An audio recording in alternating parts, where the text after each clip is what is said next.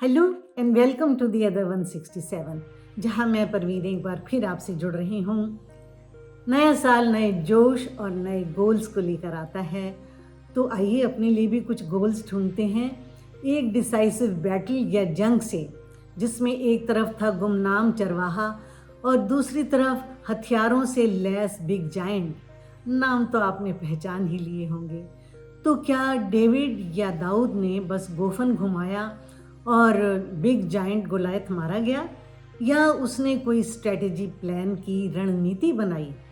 इस नए पहलू को जानने से पहले पढ़ना होगा फर्स्ट सैमुएल चैप्टर 17। कुछ मेन पॉइंट्स पर ही गौर करेंगे। पहला है ऑब्जर्वेशन। डेविड ने दूर खड़ी दुश्मन की सेना का जायजा लिया। उनमें से एक लगभग 10 फीट ऊंचा जायंट सामने आकर किसी एक को से लड़ने के लिए ललकार रहा था। वो परमेश्वर और उसके लोगों को गालियां दे रहा था। ये बात दाऊद को नागवार गुजरी। उसने ये भी देखा कि जायंट का पूरा जिस्म, सिर, कवच और हेलमेट से ढके थे। जानलेवा वार करने के लिए सिर्फ माथे पर ही थोड़ी सी जगह थी। Second is David's deep connection with God. God called him a man after his own heart and gave him a bold and fearless spirit. वो बेखौफ था, निडर था। तीसरा है, जब राजा साउल ने डेविड को अपना रॉयल आर्मर पहनाया तो उसने उसे उतार दिया। वो अपने तरीके से लड़ना चाहता था जिसकी उसे प्रैक्टिस थी। चौथा है, अब सारी जीत का दारोमदार दाऊद पर था। यहाँ उसने स्ट्रेटेजी प्लान की। वो एक बहते नाले पर गया जहाँ उसने कुछ तेज़ धार चिकने पत्थर बटोरे। उनमें से बेस्ट 5 अपने बैग में रख लिए। बाकी से उसने प्रैक्टिस की। कितनी स्पीड या मोमेंटम से दौड़ना होगा, कितनी फोर्स और ऊंचाई पर गोफन घुमाना होगा कि पत्थर उस दानव के माथे पर बुलेट की तरह लगे।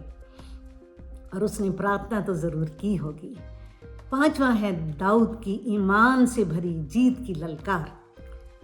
वो जानता था कि वो अकेला नहीं है, और उसके आइकॉनिक शब्द मिलते हैं first Samuel chapter 17 versus 45 to 47। मैं 47 वर्स पढ़ूंगी। ये सारी जमायत या सभा जान ले कि खुदा परमेश्वर तलवार और भाले से नहीं बचाता, इसलिए कि जंग खुदा परमेश्वर की है। द बैटल इज लॉर्ड्स, और वही तुम्हें हमारे हाथ कर देगा। इस कॉन्फिडेंस और जोश से डेविड बड़ी स्पीड से, रफ्तार से दौड़ा। दौड़ते हुए उसने पत्थर अपने गोफन में डाला, और उस गोफन को जब पूरी फोर्स से घुमाया तो पत्थर दानव के माथे पर बुलेट की तरह घुस गया और वो वहीं गिर गया। प्रियो, इस डिसाइसिव बैटल से नए साल में आप और मैं अपने लिए कौन से 5 पत्थर अपने बैग में रखना चाहेंगे? पहला पत्थर होगा ईमान या फेथ का कवच। प्रभु यीशु मसीह को अपने साथ लेकर चलें, आप कभी अकेले नहीं होंगे। दूसरा है रूह की तलवार या वर्ड ऑफ गॉड की पूरी जानकारी उसे पढ़ना। तीसरा, अपने चैलेंज की पहले से ऑब्जर्वेशन एंड इंफॉर्मेशन हासिल करना। चौथा, strategise and plan like David. और पांचवा है आज के ज़माने में एजुकेशन एंड स्किल डेवलपमेंट। और फिर ऊंची उड़ान भरोगे, ऊंचाई पर रहोगे, इंतजार के पलों का प्रतिफल तुम पाओगे। जो कुछ तुमने खोया उसका दुगना पाओगे। जो कुछ तुमने खोया उसका दुगना पाओगे। With this blessing, I wish you all a very happy new year. May God bless you abundantly. Amen.